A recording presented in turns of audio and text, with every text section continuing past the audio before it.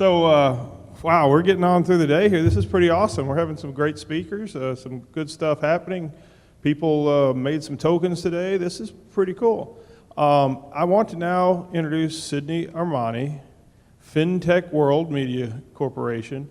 A great guy. I've met him multiple times throughout the circuit, and that last time we met was he graciously extended me an invitation to his when he was out working with an event at Draper University just a month ago, and I got him to grace us with his presence here at Run for the Unicorns, and I'll let Sydney take it from here.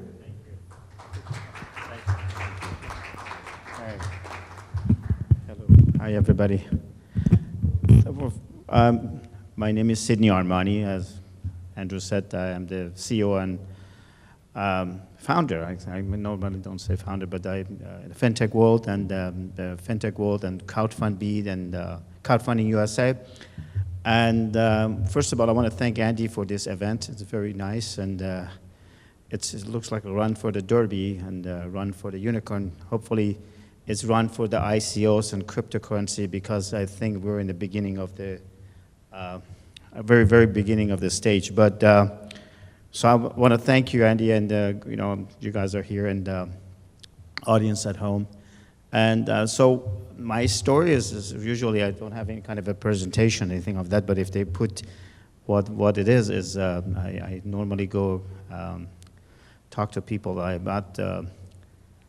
Years ago, I sold my company, and I was just, you know, doing the health stuff, having a little boat in northern Spain, and anybody asked me, said, "What do you do?" I said, "Nothing." That was in 2000, for a long time, and so I sold my company in Silicon Valley, and I was looking for something to get excited, basically, and so there I was between Paris and London, and I met the gentleman in the train, and he was head of alternative finance in Cambridge, and he asked me, "What do you do?" I said, "Nothing," and I would like to say nothing to everybody until I get something. I said, "Why don't you come to Cambridge? We're doing something like alternative finance." That was in 2012, and so I went over there, and they were talking about the whole internet finance, and back then they were working on the Jobs Act here in America, and as you know, the Jobs Act. So I came here, got involved with the part of the Jobs Act, and the Jobs Act passed by both Congress, actually, and you know, unanimously at that time during the Obama years, which is very unusual.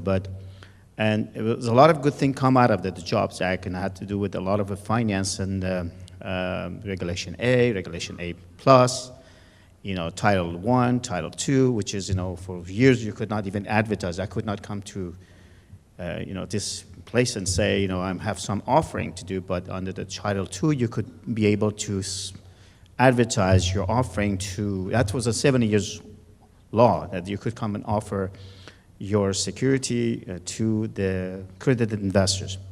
So we were very excited about it, and, you know, the crowdfunding started in the meantime. You know, a lot of people started with the, you know, Kickstarters, you know, for the reward crowdfunding and Indiegogo.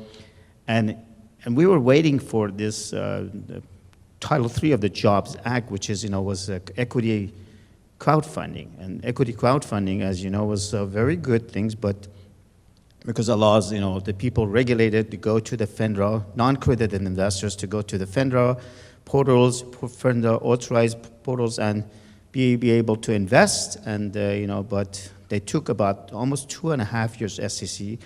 And then after 2 or 3 years, they passed it on the $1 million. And in the meantime, as I will say, the entrepreneurs do not gonna wait. And $1 million is not gonna do anything with, especially you cannot even get an apartment in Silicon Valley or anywhere else in this. So, to my opinion, is all this start with this cryptocurrency ICOs, because entrepreneurs, they find a ways always to strive to look for investment to the idea. So that's how I see it. The crowdfunding is, you know, ICO's initial coin offering is, you know, contingency of this equity crowdfunding would never happen. And we still have $1 million, and it was not very successful. But part of the Jobs Act was very successful, but like Regulation A+, which is allows you to raise about $50 million, and you don't have to go to a state by state to register. So, and also that's 7 years law that you could not advertise to anybody else. So we were in media business. I came back and I was just kind of watching over, and we started a media company called Crowdfundbeat. Crowdfundbeat been around in the last 6 years, and we have Crowdfunding USA, which is we conduct conferences in the last 6 years in Silicon Valley, and we do at the National Press Club in Washington, D.C., and New York City, Los Angeles, and London. So kind of a group that I usually invite lawyers, I usually invite entrepreneurs and the people who comes there, and they talk good or bad, and we kind of publish it in the Crowdfundbeat or FinTech World. So I just say myself, I'm always a learner, because hanging around with the lawyers and these people that they charge thousands of dollars, they come to our conferences, I talk to them in a regular basis, on a friendly basis, and they tell me this is a security business, and so somehow, getting to these things, you need to have a good lawyer, you need to have a good CTOs, and you have to have actually a good team to get it going. So I travel around the places, and I go from the South America to Europe and Asia, and I kind of take a look at this, how these evolving ICOs evolve, and as someone from the outsider. And what I see is this is a very good way to raise money, but you need to have to know that is this a utility or is it security? And that's the question that SEC is not going to be able to come with it until we get all the regulations and all the compliance get together. And so that's the challenges. But my opinion is, and I always go different places and say, what is it about this digital money? But the story is, I will take this right here, it will be much easier. The story is that Marco Polo, when his father's one of those trips that he went to the Silk Road, went to China and came back, and he came and asked him, the church, and all the priests asked him, what did you bring, Marco, this time? And he came and said, show the paper, and said, this is money, I find money. And the first paper money came from China. So the priest got upset and threw all the chains into the chambers, and he said, this is the money, drink, it talks to you. Now we go, at least about a couple of centuries ahead. Now from the paper money, we go to the plastic.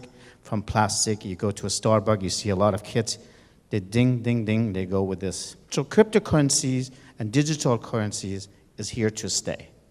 And some of the stuff that is going on, with the digital is still going. A lot of banks in Europe, between Deutsche Bank and some of the Swiss banks, they're already doing transaction among themselves with their own cryptocurrency. And nobody knows about it. And one of the biggest transactions going on right now in Asia is with Ripple. Ripple does a lot of businesses right now between Thailand and Japan, and because it's very fast. By the way, what Ripple is does the transaction less than 5 to 7 seconds. That's what is popular. It's nothing new on that. Then we have the Ethereum, which is next blockchain, which is I'm very excited about. And it comes to all this cryptocurrency, we study it. It's a blockchain. I believe this blockchain is the next big thing. I mean, bigger than internet. Because I was in Silicon Valley. I moved from New York to Silicon Valley during the heydays of the Silicon Valley in around 96, 95. And I see a lot of these people that they work hard and, and they come up with the ideas, but a lot of them had to come up with some sort of kind of a different ideas and never, came to the reality, but a lot of other things come up with it. So I kind of see all those .com, .bomb, but I always, I mentor a lot of kids, I call them, from Stanford to Berkeley and different places. And I tell them, listen, you guys, you come up with some ideas. It doesn't matter who comes first. I mean, Google would not exist if it was not Alta Vista, but they did a better job at this. So, Alta Vista was the first company, and but the Google did a good index, And so does other things. So this is, we're in the beginning right now. There's a lot of space for the blockchain technology. IBM is big in it. You know, you go right now, you look at the commercial and during the football games, you know, IBM gonna come and talk about blockchain that is gonna crypto your information. And now what's going on, and I always, whatever I travel, I talk about, you know, they represent me in the Silicon Valley, but I always say, hey, Silicon Valley is right here. You don't need to come drive over there. You don't need to come get those expensive rents, you know, and to be in the Silicon Valley. Thank God with the technology that you come up with some idea, you could do it in your local places, but you gotta be determined, you gotta have a passion, and you'll be able to do it. So blockchain is here to stay. I believing that IBM is working very hard to get this to the next level. Supply chain is there. Cryptocurrency is gonna stay, but in some sort of kind of a form. And now, let me talk about the ICOs. So as I said to you that the ICOs is really a crowdfunding. You need to start with whatever anybody does, you know, reward crowdfunding or equity crowdfunding, you have to start with your own community. So you gotta get first friends and families, and then you go and have something to present and go to the investors. And the investors out there, there's a lot of people, I mean, I happen to go a lot to New York, I'm a New Yorker, I talk to a lot of digital asset. They're looking to this, and they're looking for the real things, basically. So they wanna invest, but they're looking to find out who's the next big horse, as we are here in Derby. And I think the best horse or unknown horse is gonna win. And, so that's what I see it. Now, let me talk about the fraud, because it's very important to know that these things, you know, in every industry, there's a fraud. It doesn't matter. You have in any new industry, and everybody is gonna start coming in the beginning, and, you know, we don't know we cannot kind of differentiate between good apple to the bad apple, you know, or good thing. But if you look at the companies, the people, we usually, as I used to work with the Credit Suisse at First Boston, so we usually give money to people, and anybody comes and we check them out and find out who they are, and, you know, they had the vision, and so we'll look at them. And now I still go to a lot of different accelerators and startup, and we give money to them, but I usually tell them, hey, you know, we give you money, but I'm not gonna see you in the sushi bar thinking you made it already, you know, so your job's just started after the money. So you gotta check, see who's behind it. It's not that somebody has been in a grocery business or something else has been all of a sudden put in a little bit ICOs and say, hey, we're ICOs. So it's a lot of them exist. And this is a, you know, I think myself, by far, about 80% of these ICOs, they're fraud, or they don't know what they're doing. Somehow they're fooling themselves, and, you know, and about, 1,600 of them, you know, and so some of them are very real. But it's up to, as investors, it's up to yourself as the ICOs to see how you're gonna be positioning yourself. And I spoke to a friend yesterday, and, you know, she had a very good idea, and she spoke actually here. I said, you know, the best thing is to align yourself with academic people, because usually, when you align yourself as an advisor with academic people, you have a good advisors, and also you have a credibility as far as, you know. So, but they're out there. I have lawyers, they come to our conferences and other thing over there. They're out there to suing some of these ICOs. And when they sue everybody, from whoever done the you know, programming, whoever, they cost a word. But it's nothing new. I believe, you know, in the crowdfunding was the biggest fraud was this reward crowdfunding, but nobody goes after them because it was called reward crowdfunding. So there's, you know, a lot of these people that went to the Kickstarters and other things of it because it was unregulated. They started, I don't see, one of the biggest ones, if you guys remember, it was one of those Coolest Cooler. You know, the guy raised about $14-15 million. Good video, nice, it's gonna be, you take your cooler, and a lot of people bought into it, including my lord, you know, and oh, this is Sydney, this is the coolest thing. But what is the products?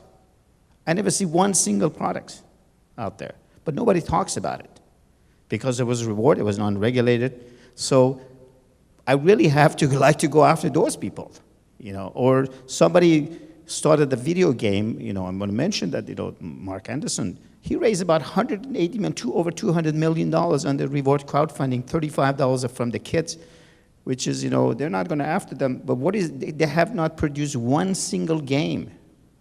You guys in the game business, some of you here. So this is a fraud. Who's going to go after those things? But these things, cryptocurrency, I love. Some of these transactions that is going on between the countries to countries, like Ripples, and I love this. It's a great technology. You can do transaction less than 6 seconds. Blockchain is real. Some of those ICOs are real, that we see it. The rest of them, you got to do your own due diligence. And for some people that they want to get in, if they're watching these videos, and because we're in media, and we put, by the way, any of this information, if you put that FinTech world out there, you go over there, look at it. We don't take any advertisement. We don't endorse anybody. We just give you a fact. And I learned from it myself. It's all educational. So you got to have your own due diligence. You got to find out. If you don't mind, put that FinTech world over there, basically. So I can say one of the people actually look at it.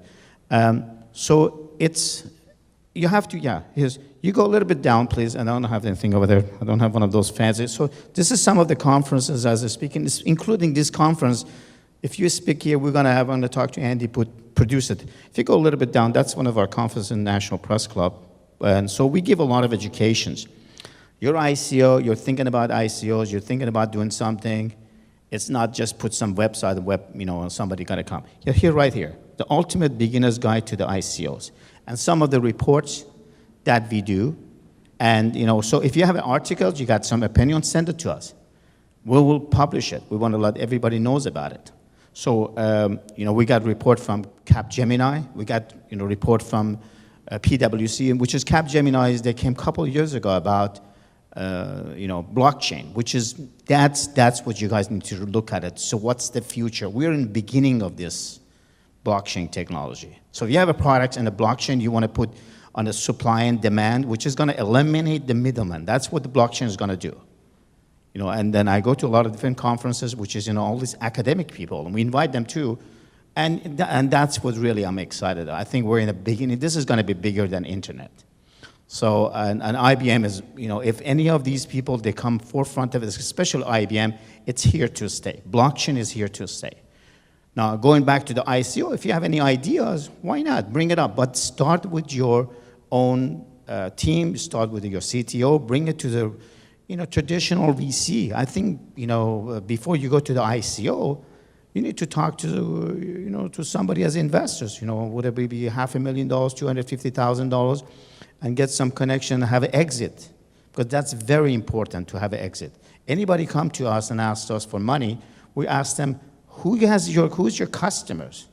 Who you want to sell it to? If somebody says, I'm going to keep it for my grandson or other thing, we'll just tell them, thank you very much, good luck to you. Because everything else over there. Anyway, yeah, thank you, I think over there. But listen, I want to have if anybody has a question for me, I will be glad to answer it, because I'm very straightforward about this thing. What you hear, what you see, because I don't have any agenda here. I don't have any ICOs, anything like that. Wait, no agenda? Huh? No agenda? No agenda. I love what I do, basically. I'm in the media, but no agenda.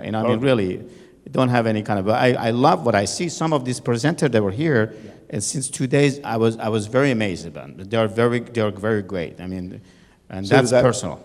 You have any question? You see it all. So questions, maybe even. Go ahead.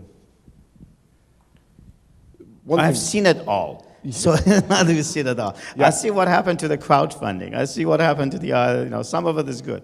Talk to me. Good afternoon. Thanks very much for coming. When you started with the online, first of all, is there physical publication, like a printed publication? What is your name, sir? My name is... I'm sorry.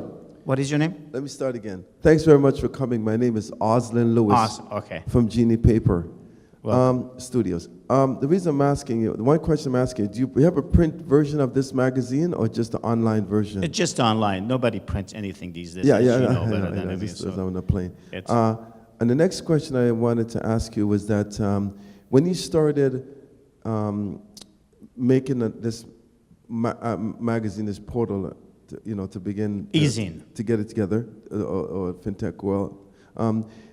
When you started, was there enough content available for you to start like you have today? And how did you go about getting the content to make it, viable or optimum? Yeah. When you Well, started? that's a good. Thank you very much for asking this question. Thank you.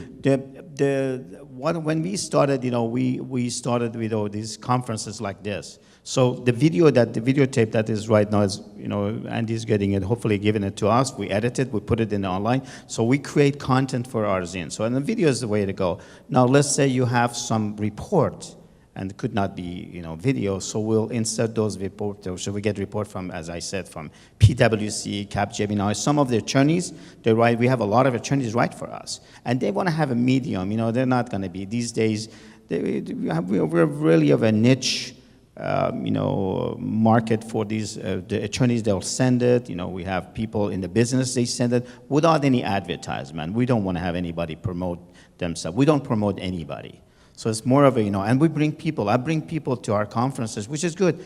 He's suing everybody. David Silver is suing about $500,000. $500 million suing. Tizo, he's suing Tizo. He sues everybody. And that's what it is. So we want to know what it is all about, basically. So it's not too scary. But this is a business of compliance, yes. So let's say you have an article, you want to send it to us. We will be glad to, put it in, as long as it's not promoting your products. And that's what it is. Any other question? Okay, well, Thank you very much. I appreciate the perspective, and I think, one of the things that we need are people that actually do put truth out there and have some journalistic integrity. So yeah, we have to, and I appreciate, we talked before that we need to do, this is in every new industry. If we want to be leading, we need to be self-governing. Yep. We have to kind of differentiate. I'm very careful who should I invite to my conferences and who should I write over there. We kind of know who what with everybody else. Somebody like credible like Andy or yourself and other people that I see, so we have to, if this is business, I've been to conferences where I'm going, that's not only a scam, but it's illegal. But it is, some of it were illegal. And sometimes it's hard to tell before they show up and you start looking at their material exactly who they are and what they do. It's like dating someone. You need to check the background, and anything over there, if anybody, and what, let me tell you what, I'm glad you asked me, I have this little time that I have here. A lot of these people that invest in these ICOs, they get money out of the Bitcoins, and they're from Asia and other, they just pool the money on it without even know.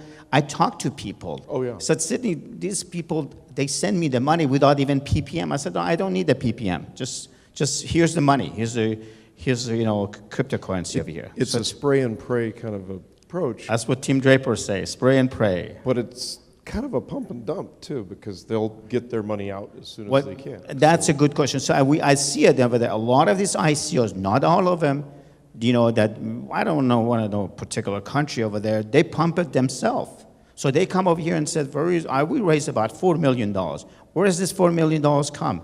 KYC. But we find out that it's themselves that to put the money over there. So, and they say, and they put all kind of a telegraph, and they get everybody excited, and it's a fraud. That's in a way over there. But not everybody. Blockchain is the technology. You see finite companies that they have blockchain technology and some, intellectual property. Yep. That's what I do personally. I'm not endorsing anything. But personally, I look at it and said, who is behind it? Yeah. Can I find? So that's what you have to do, especially for the audience. We know, especially for audience at home, you want to get into this, particular, or, young. I just saw today, which is very interesting, and that over there, I just saw one of our publication magazine starting in the job section. So there's a lot of jobs going to happen. Yep. We're going to create a lot of jobs, but we need to somehow before anybody else has come to us, we got to present this thing to the SEC and other people out there. Yep. The Congress, we work with the Blockchain Congress, actually caucuses, Congressman Schwartz out of Arizona. And before any of these people come to, we got to coordinate with them. We kind of self-governing this. So this industry, we will be great. This whole decentralized kind of makes it a harder thing to do the governance on, because how do you stop the scammers from putting stuff out into the market, except to have better vetting, better awareness and education to the people that are making the investments. And I think better deals out there because, I mean, I think even with the funds that we want to work with, our goal is to drive up the quality of the initiatives that are being brought into the token economy. What somebody told me is decentralized is important, all these things, but the government, we have a conference in Washington. The government, right there in the accelerated 1776 in Massachusetts Avenue. They have a lot of they're involved in the blockchain technology. So the government is very much involved with the blockchain technology. And somebody was telling me, I don't know if it's true, but there's the biggest Bitcoin holder is FBI. So it's and that's what they seized it mostly. So they sold some of them in the auction to Tim Draper's. I want to thank you. All right, I got my time. Thank you very much, Yeah. guys. Good luck to you. Thank you. Sydney. All the best. Appreciate it.